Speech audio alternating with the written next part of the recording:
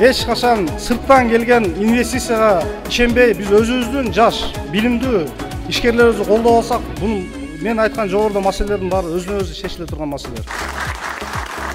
Азыркы кезде партия десе эле элдин кулагына мүмкүн жаманыраак угуп калгандыр, анын атында эмес, партиянын затында болот.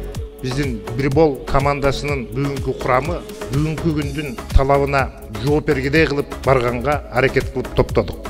Келечекти ойлогон, Кыргызстандын келечегин 10 жылга, 20 жылга элестеткен, ошол жерде реалдуу алдыга чыгам деген жаш умутулуп аткан биздин уул кыздарга мүмкүнчүлүк берген Бир Бол саясий партиясы болду. Ошондуктан мен Бир Бол саясий партиясы менен Ош шаарынын кеңешине да талапкер болуп, алдыңыздарда турабыз.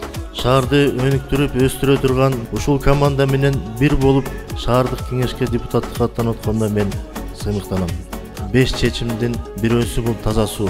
21-кылымда 2021 жылда жамгыр жааса суу өчүп калат деген шаар бул шаар эмес. Мен айтат элем, бул Бир Бол партиясы бир позицияны кармаган, акчалууларды топтобогон, жалаң, жаңы идеяга бай жаштарды, активдүү жаштарды чогулткан экен. Ошондуктан дал ушул Бир Бол партиясын тандадым.